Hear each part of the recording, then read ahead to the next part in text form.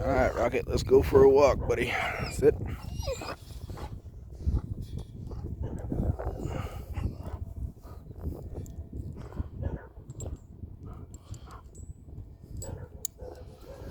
Rocket, sit.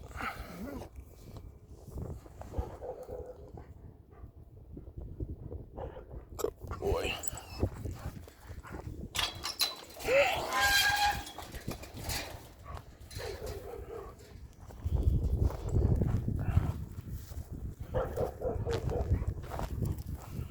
All right, let's see if Zero wants to go.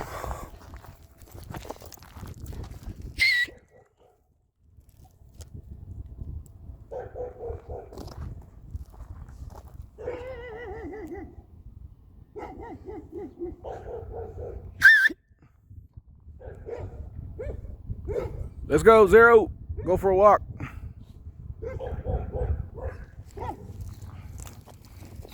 Good boy.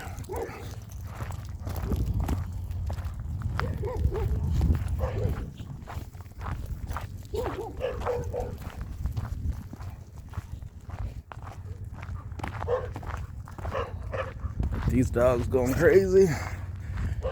And the goal here is just to have them walk without growling or barking or going after the other dogs. Pretty simple.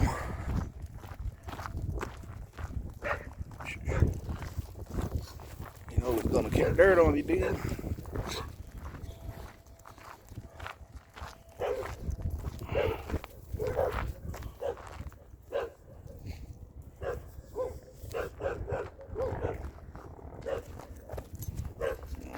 That's why we don't go offline, buddy. Hold up. Good boy. All right, let's go.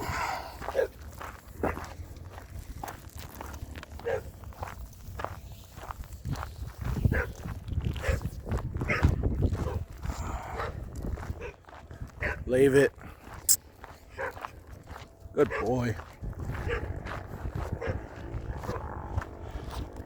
Another one there they left alone. Another dog over there. So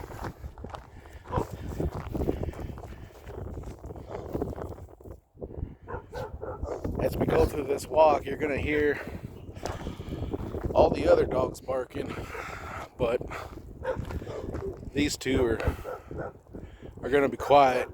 And if they do start to bark, or I just let them post up like that, and that's as far as I let it go. And we tell them to leave it and we move on. And that way they learn not to react to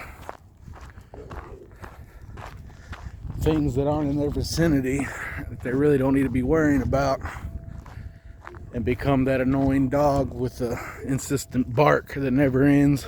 Leave it. Good boy.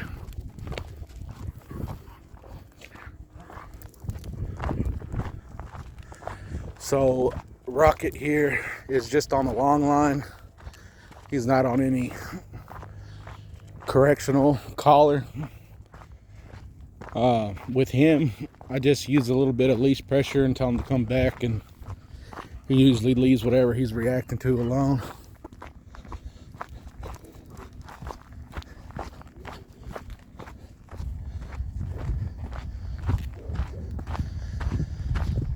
And the only thing you got to watch out with this guy is him trying to steal people's decorative rocks or pumpkins. And how many times he's tried to grab that pumpkin over there.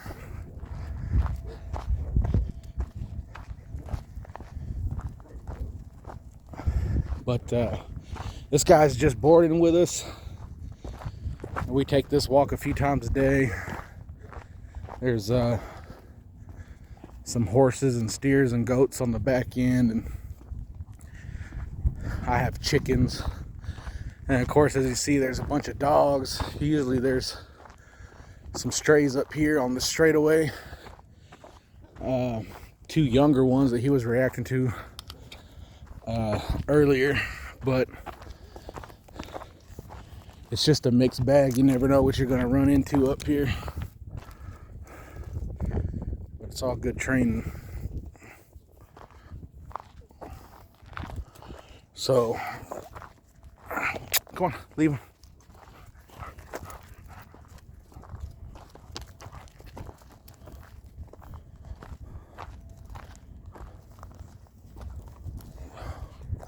Hold on.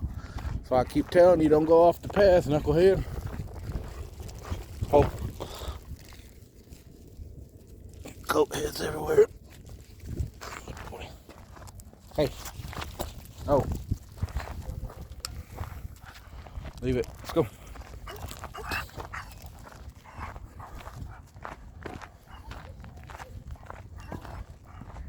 Rocket.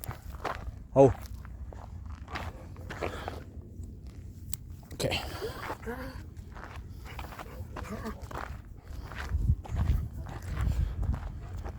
Zero.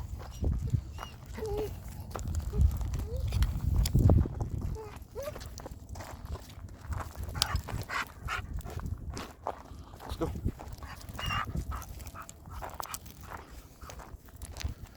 Boy, good boy.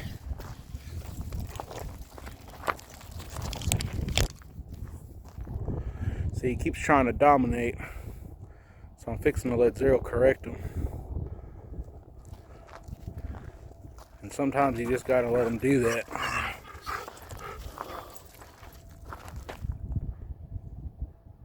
See how he keeps on trying to go up over the top of him?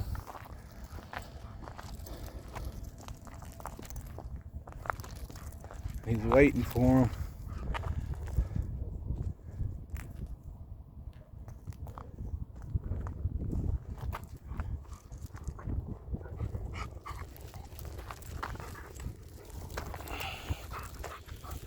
Zero's pretty patient.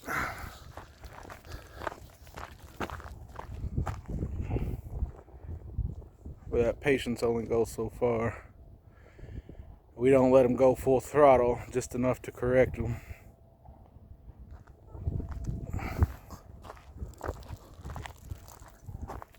And if you don't want it to get there, just a little least pressure. Let's go.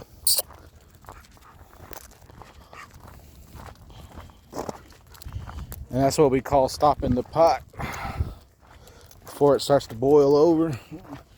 Just catching it at a simmer. That dominant posture, usually with a dog that's not trained like Zero, will really have a bad reaction. See, let him correct. He's trying to mount, he's trying to dominate, and he's just letting him know he can't do that here.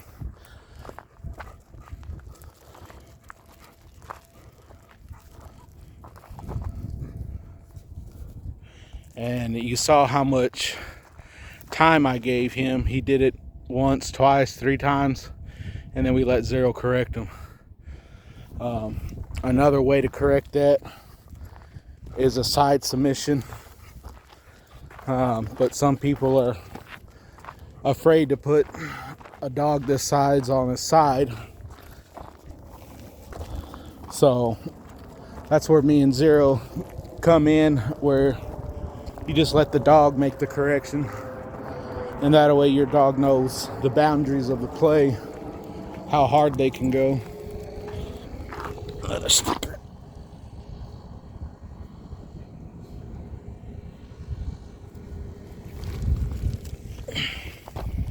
Go.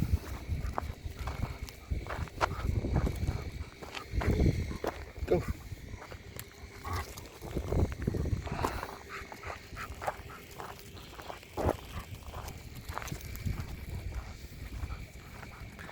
A lot of stickers out here, sorry about that. But on these walks, I'm just asking them to do different things. It's not always come to my heel, sit, and all of that. Some walks you can go with a loose leash and just make corrections for their reactiveness. If they're a reactive dog, just take a walk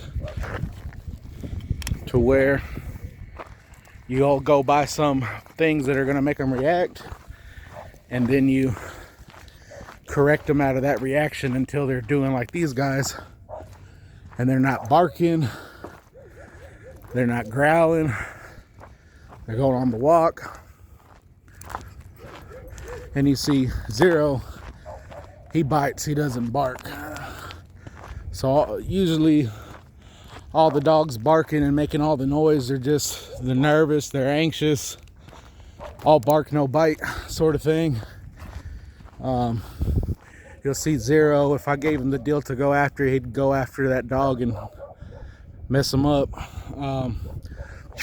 Leave it. Zero, come. Let's go. Come on. Good boy. That's a good boy. Yeah, we don't need to mess with that guy. So, like I say, just to be able to switch up y'all's walks from time to time. And if you have a bigger reactive dog, maybe try this drill where you take them out on a long line and kind of let them do their thing. And then if you see them reacting, then just correct that reaction until they can give you the calm, submissive energy of these two, to where they're not barking, they're not growling, they're walking, loose leash, while you got other deals out here, other stimulus. Leave it.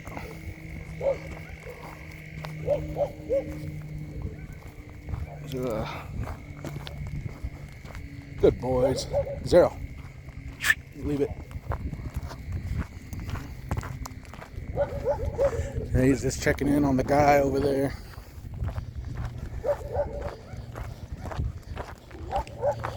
And both of these breeds are super protective. Zero's always alert, but stealthy. He's not gonna bark, he's not gonna growl, he's just gonna wait for me to tell him he can. And then he's gonna take off like a bolt of lightning, hit you like a ton of bricks, and tear you up.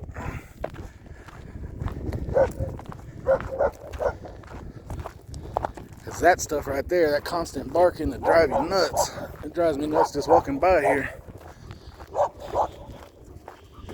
As you can tell, every dog that we pass has the same pent up juice.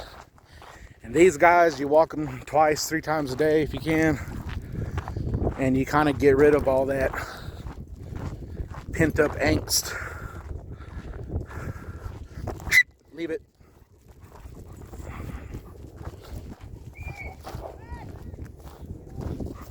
Let's see.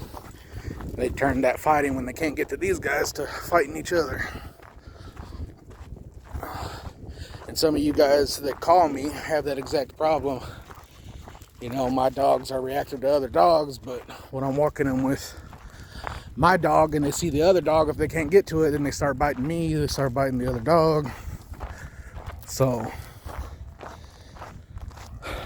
that's why walks like this are beneficial. We kind of teach them how to relax and what's okay to react to.